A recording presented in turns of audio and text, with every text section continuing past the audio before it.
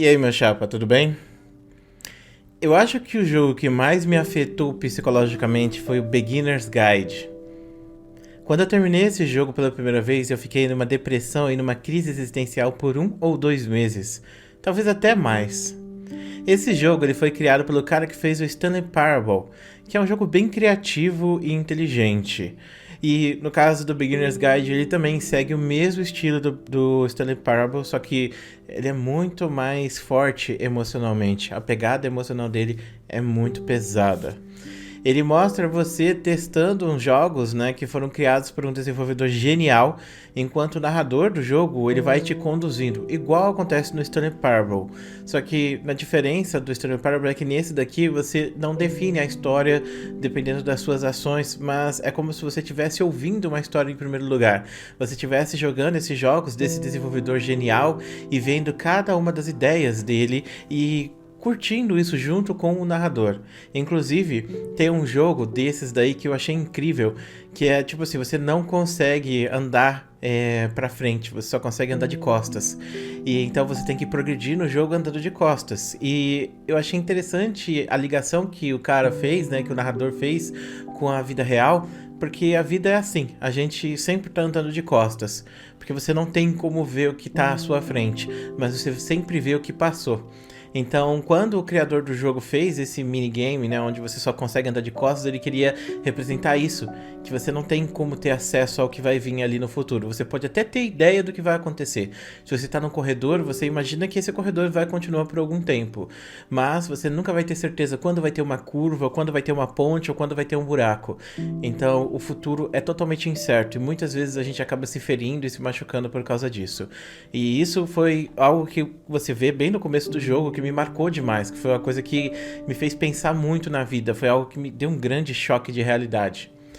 E bom, o conflito acontece nesse jogo porque o criador, né, dos jogos, o cara tão genial que fez esses jogos muito bonitos, muito bem feitos, ele não queria que esses jogos fossem reconhecidos. Ele não queria ter fama, ele não queria ter sucesso. Ele é um cara antissocial, ele só queria produzir esses jogos e deixar eles guardados ali dentro de uma caixa. E o narrador, por algum motivo, acabou encontrando essa caixa e achando incrível esses jogos e querendo que esse criador recebesse todo o sucesso e fama que ele merece, porque ele era um cara extremamente genial. E o sonho do narrador era ter esse sucesso. Então, o narrador, ele queria fazer um jogo que ficasse muito popular. Ele queria fazer um jogo que fosse tipo, sei lá, um jogo revolucionário, que as pessoas fossem pegar e olhar e falar: caraca, mano, você é muito OP, eu gosto muito de você e tal. E quando ele encontra esses jogos escondidos, né, desse criador, que ele consegue desbloquear, né, e pega lá um WinRAR, ele consegue desbloquear esse WinRAR e pegar todos esses jogos, ele fala: eu tenho que mostrar isso para as outras pessoas, eu tenho que trazer a fama para esse cara, porque esse cara é incrível, porque esse cara fez tudo que eu queria fazer. E no caso, né, é justamente aí que você entra, você como jogador, porque você tá nessa fantasia onde você explora esse mundo junto com esse narrador, vendo as visões que o narrador tem sobre aquelas obras de arte que uma pessoa fez, e essa pessoa não quer esse reconhecimento, ela não quer essa exposição. E quanto mais você avança no jogo, mais isso vai ficando cada vez mais aparente, né? E você vai sendo apresentado a tudo isso. O narrador ele vai te mostrando esses jogos até chegar no final e rolar o grande conflito, onde o próprio narrador ele percebe que o cara que fez os jogos não quer essa fama, que ele tá sendo chato, que ele tá sendo intromissivo, que ele tá depositando expectativas demais em algo que não vai acontecer. E isso me fez pensar como as minhas próprias expectativas sobre as outras pessoas, elas podem ser tóxicas também para elas. Por mais que eu queira ajudar, ou por mais que eu queira que as pessoas que estão ao meu redor melhorem e tenham uma vida melhor, isso é algo que eu quero. Às vezes elas não querem essas coisas, entendeu? É algo que eu aprendi a lidar com o tempo. E eu sempre quis muito ver essas pessoas tendo sucesso, e eu sempre fiz muito pelas pessoas que estão ao meu redor, os meus amigos no geral, mas esse jogo especificamente me jogou no chão. Porque isso me fez repensar tudo o que eu tinha feito na minha vida até o momento que eu peguei, parei e joguei ele. Isso me fez repensar todos os momentos que eu achei que eu estivesse certo ou que eu estivesse fazendo algo bom, mas que na verdade eu poderia estar machucando alguém que eu amo ou magoando essa pessoa, fazendo uma coisa errada.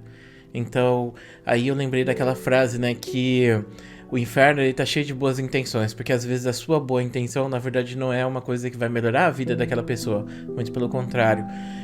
Às vezes isso vai piorar a vida daquela pessoa. E por mais que eu sempre achei que eu estivesse fazendo coisas boas ou sendo uma pessoa boa, eu comecei a me questionar se eu realmente estava realmente sendo essa pessoa boa.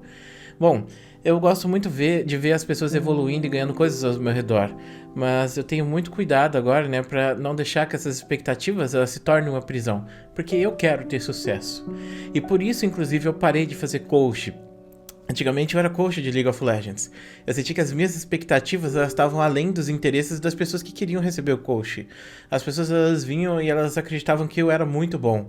E eu acreditava também que eu era muito bom nisso que eu fazia, porque eu consegui fazer com que vários jogadores subissem muito. Inclusive, eu tenho um aluno que acabou se tornando jogador profissional e depois ele se tornou coach de equipes também. Então tem muitas pessoas que eu consegui empurrar para que elas chegassem até o sonho delas. Mas essas pessoas são poucas perante todas as outras que eu dei coach, sabe? E aí eu pego e paro e olho para essas pessoas e penso se eu não fui tóxico para essas pessoas, porque eu queria que elas melhorassem, porque eu cobrava muito que elas fizessem coisas, porque essa é a minha expectativa de ver aquela pessoa crescendo e se tornando algo maior, mas às vezes aquela pessoa não quer isso, às vezes aquela pessoa ela só quer sair do prata e ir pro ouro, e isso me fez repensar muita coisa, então por isso que eu parei de ser coach de League of Legends. E, cara, eu sou uma pessoa que se dedica muito às coisas. Tipo, quando eu vou fazer algo, eu mergulho de cabeça. Eu mergulho, sabe, eu entro ali pra ser muito bom. Eu não quero ser mediano, eu quero fazer aquilo da melhor maneira possível. Eu quero ser o melhor do mundo. E eu não vou medir esportes, não vou medir esforços pra que isso não aconteça, no caso, né? Então, tipo, eu acho que isso é uma coisa tóxica pra mim também. Porque, tipo, eu sempre quero fazer mais e mais, eu sempre tô me esforçando, eu sempre me coloco, sabe, no limite, do limite, do limite, e eu sempre tô ultrapassando esse limite. Mas por que que eu faço isso? Porque eu tenho uma grande expectativa. Talvez essa expectativa foi colocada em mim através da minha vida, ou talvez eu sinta a necessidade de ter essa expectativa. Eu gosto disso, mas isso me fez repensar se as minhas expectativas elas não estavam causando desastres pra minha vida também, né? E ver esse jogo e ver o personagem principal do jogo, né, no caso o narrador, vivendo isso tudo foi muito chocante pra mim. Porque isso me fez vivenciar várias frustrações que eu tive na vida e todas elas vieram ao mesmo tempo. Porque eu pensei todas as vezes que eu me frustrei com pessoas, todas as vezes que eu passei por essa mesma situação de querer, caraca, mano, você é genial, eu quero muito que você seja reconhecido. Todas as vezes que eu passei por isso, talvez aquela pessoa não quisesse ser reconhecida. Talvez eu estivesse sendo intromissivo, assim como esse narrador estava fazendo. Então, isso me ensinou a não deixar as minhas expectativas me consumirem e também consumirem as pessoas que eu amo. E até hoje, tipo, eu ainda crio expectativas pelas pessoas, eu quero ajudar as pessoas, eu quero que elas cresçam e tal. E às vezes eu me frustro também, mas hoje em dia eu consigo me segurar muito mais do que eu era antigamente. E eu faço isso com os meus canais também. Às vezes eu penso, poxa, o professor Dark podia fazer não sei o que, blá blá blá, crescer, ser a melhor coisa do mundo, mas aí eu penso, cara, eu acho que eu tô feliz desse jeito. Eu acho que eu não me importo se vai ter 2 pessoas assistindo esse vídeo ou 100 milhões de pessoas assistindo. Porque eu acho que isso, no final do dia, não vai importar. O que importa é como eu tô me sentindo. Porque a gente vive a vida pra gente mesmo. A gente não vive a vida pras outras pessoas. E muitas vezes as nossas expectativas, elas acabam saindo e afetando essas vidas e a gente acaba ignorando o que que essas pessoas passam, o que que as pessoas acreditam, o que que essas pessoas vivem. E a gente não pode pegar e viver a vida por outra pessoa. Não é porque você tem uma expectativa de querer fazer alguma coisa que outra pessoa vai poder viver esse sonho, sabe? Não é porque você queria ser um jogador de futebol, quebrou a perna, que agora você vai ser um treinador e você vai querer viver esse sonho de ser jogador profissional em cima de um aluno seu, entendeu? Cobrando ou fazendo coisas. Muitas vezes isso acaba dando certo. Muitas vezes a gente tem muitas pessoas que levam isso como mentores. Inclusive, eu conheço várias pessoas que me têm como mentor. Pessoas que pegam e falam, caraca, mano, se eu fosse por aquilo que o Darker falou pra mim naquela época, eu não estaria aqui hoje. Hoje eu evoluí por causa daqueles vídeos ou por causa daqueles coaches que você me deu. Isso é muito importante. Isso é legal de pensar que essas pessoas elas respeitam o que eu fiz e principalmente respeitam o que eu penso. Até o ponto, né, de elas levarem isso pra vida delas, seja para elas fazerem uma escolha importante, como por exemplo virar um psicólogo ou tomar decisões que vão fazer com que elas cresçam e evoluam na vida. Mas no geral, tem essa questão de a expectativa se tornar tóxica e machucar não só a mim, mas a outra pessoa que tá junto comigo. Então, esse jogo, ele me quebrou nesse sentido. E o mais legal disso tudo que eu contei pra vocês é que isso é baseado numa história real. Porque esse jogo, ele conta a história do criador do Stanley Parable, que no caso foi o criador desse jogo também. Então, o primeiro jogo, Stanley Parable, é um jogo famosíssimo, todo mundo joga ele. Mas o segundo, ninguém joga. Por quê? Porque ele fez esse jogo pra ser nicho.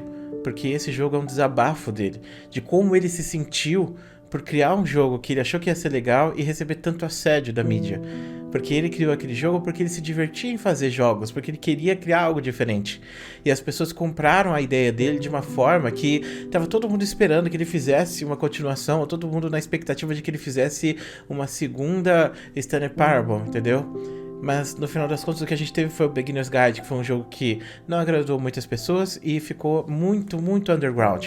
Mas o objetivo dele era mostrar como ele se sentia em relação a tudo isso. Que ele não queria toda aquela fama que ele recebeu.